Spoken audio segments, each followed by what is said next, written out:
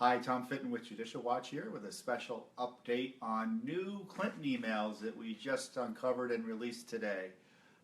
These emails come from the emails produced at the State Department by Huma Abedin, who are Deputy Chief of Staff at the State Department, later became a special government employee and worked at the Clinton Foundation and Teneo and other Clinton cash front.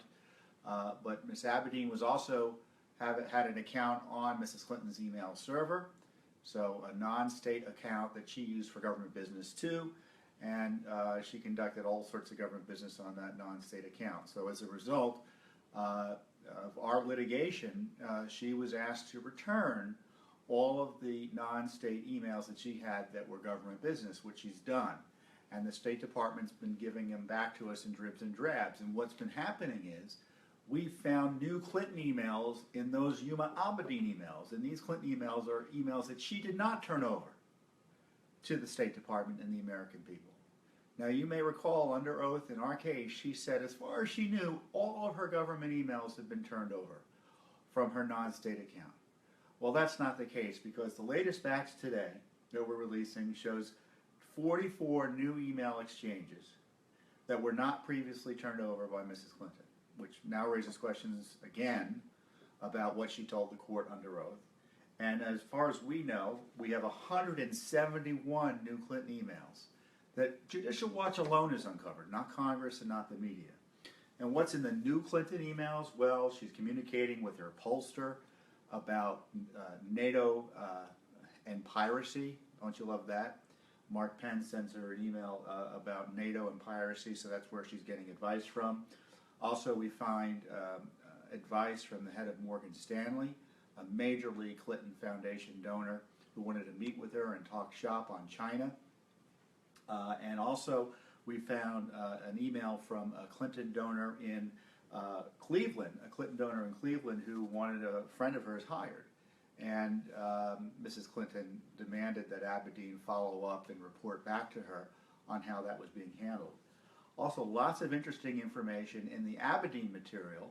These are the emails that Abedin had herself, and they show the Clinton Foundation was working hand in glove with the State Department, the Clinton State Department, to get people placed and to do favors for Clinton Foundation friends and donors.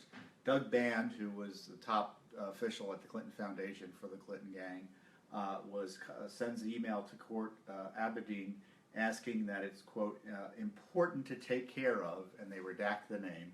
Why do you think it's important to take care of this person? Obviously because they're a donor. And Abedin tells her, don't worry, personnel has been sending him options. Well, isn't that nice? The Clinton Foundation gets this. Also, there's a big league Clinton donor, a billionaire, Gilbert Chagoury, who Band demanded be put in touch with the State Department's Lebanese representative. Band notes that Chagoury is a key guy there in Lebanon and to us. Well, of course he's a key guy to them because he was giving money to the foundation. And he insisted that Abedin called the ambassador, Jeffrey Feltman, to connect him to Chagoury. Unbelievable stuff. He gave, Chagoury gave $1 to $5 million to the Clinton Foundation, and he pledged $1 billion to the Clinton Global Initiative.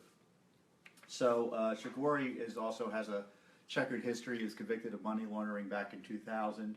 So this is not the type of person you probably want communicating too closely to anyone in the State Department, but if you're the Clinton Foundation, you get it in. Now, you know, Mrs. Clinton, in order to get appointed, because both Democrats and Republicans were concerned about her connections to the Clinton Foundation and the business interests of her husband and the speech making and everything, and she promised that she would stay out of it. And this is the letter that she wrote. For the duration of my appointment as secretary, if I am confirmed, I will not participate personally and substantially in any particular matter involving specific parties in which the Clinton Foundation or the Clinton Global Initiative is a party or represents a party. How does that fit in with the Clinton Foundation's top guy talking to her chief of staff and deputy chief of staff and top officials in the State Department in her office to get favors for donors and supporters of the Clinton Foundation? It broke her promise, a promise she made to Democrats who were concerned about it and Republicans who were concerned about it, and yes, even to President Obama. So this is, again, more shocking information out of the Clinton Foundation emails, and that Judicial Watch is the one uncovering this. It's just incredible that Judicial Watch is the one finding this information. And if our litigation wasn't happening, what would be going on? And so this is why it's important you keep on tracking our work, and if you're supporting our work, this is what you get. You get this key information and accountability no one else is able to get, because Mrs. Clinton thinks she's above the law, and she tried to hide these emails from the American public. Why weren't they turned over? Were they deleted? Did she miss them? I don't know. And of course, Yuma Abedin had these emails in her separate email system too on this Clinton email server. So there's a lot more coming out. We're getting new batches of documents almost every month. So there's just going to be more drips and drabs of this Clinton email material. Again, new Clinton emails, and this is in addition to the new emails the FBI has recovered as part of this investigation, and it will be produced to Judicial Watch and litigation. So, oh boy, this is not over. And along the lines of the Clintons, we have a major new report from our chief investigative reporter, Micah Morrison, out today on our website. It's called The New Tammany Hall, New York in the Age of Corruption. And it talks about Mayor de Blasio and how Clinton cronies are carving up the city. And there's a major developer up in New York, Bruce Ratner, who again is close to the Clintons, close to de Blasio, and he's involved in had been involved in the development called Atlantic Yards, using all sorts of taxpayer money, both I think federal and local and state. And you've got Russian connections, you got Chinese visa connections, you've got corruption connections in New York, and I think Ratner's company even is the landlord for the Clinton campaign's office headquarters. So this report by Micah Morrison is well worth reading.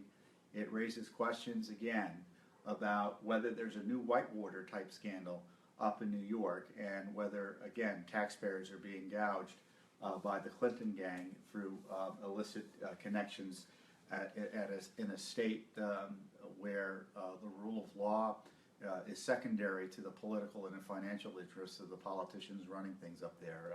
And if you've been following New York politics at all, you know there have been several Republican and Democrat corruption scandals done, and it's torn the state apart, at least politically. And Mrs. Clinton is the former senator from New York and a big player up there. Looks to be more involved than she probably wants you to know. So that's why it's important that you go to our website and read the new Tammany Hall, New York in the Age of Corruption. It's on our front page.